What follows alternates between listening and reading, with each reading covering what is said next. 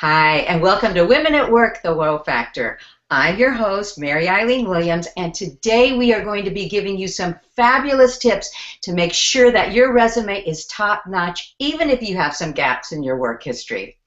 Our guest today is Brenda Bernstein. Brenda is an award-winning, master-level certified resume writer and a best-selling author. She's just published her most recent book called How to Write a Winning Resume, and she's here today to tell us all about it. Well, I think many people find resume writing difficult enough, but especially if you have gaps in your employment history, which of course a lot of women do. We stayed home to rear children or various things happen. So what exactly is an employment gap, and what are some things we can do about it? It can be a day from when you are laid off from one job if you don't have another one that you're already planning to go into. Or it can be 10 years when you're raising your children. Or it can be a couple of years when you're recovering from an illness. Or however many years it is while you're caring for a parent who might be elderly and need your help. So there are all kinds of reasons why people end up with a gap in their employment history.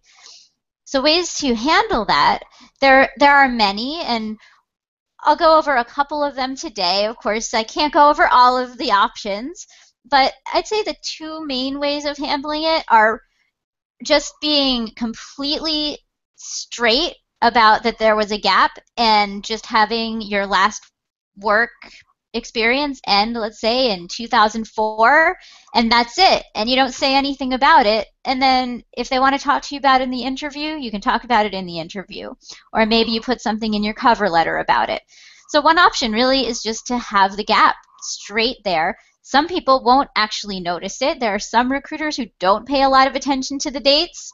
That might be surprising, but it is true. And the other main way to handle it is to be very explicit about what you did. So you can say, employment sabbatical, or you can say caretaker for elderly parent.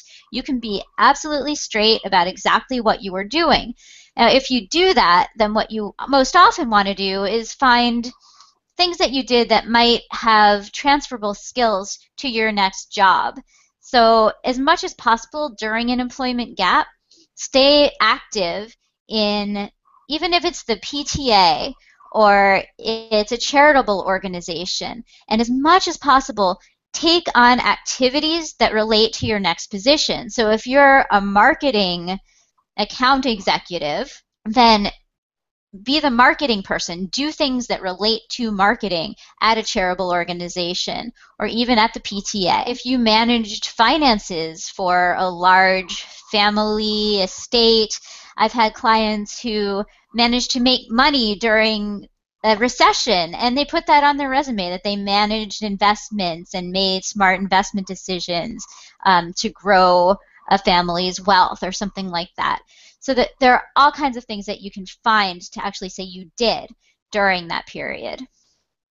Brenda, what you're saying is so very helpful, because even if you weren't officially paid for it, if you did these activities as say, a volunteer, they are still work, and you're still gaining skills. So I really like that. Absolutely, and there's no rule that says that just because you were a volunteer, you have to write that you were a volunteer. Sometimes your position as a volunteer, you've done just as much work as you would have done if you were a paid employee. So if you work for a nonprofit organization as a volunteer and you accomplish something big, you can just put it straight on your resume and not even mention the fact that it was on a volunteer basis. It does come up in your job interview that yes, you have spent several years perhaps away from the paid employment, you want to present it in a positive way. Isn't that right, Brenda? You always want to stay positive about everything in your job search. You can be a job seeker and feel down and out and like you need to take anything that comes your way and feel disempowered in your job search, or you can decide to be empowered in your job search and just go after it like you're a talented person. You have talents to offer, and you're going to go out and actually contribute to an organization.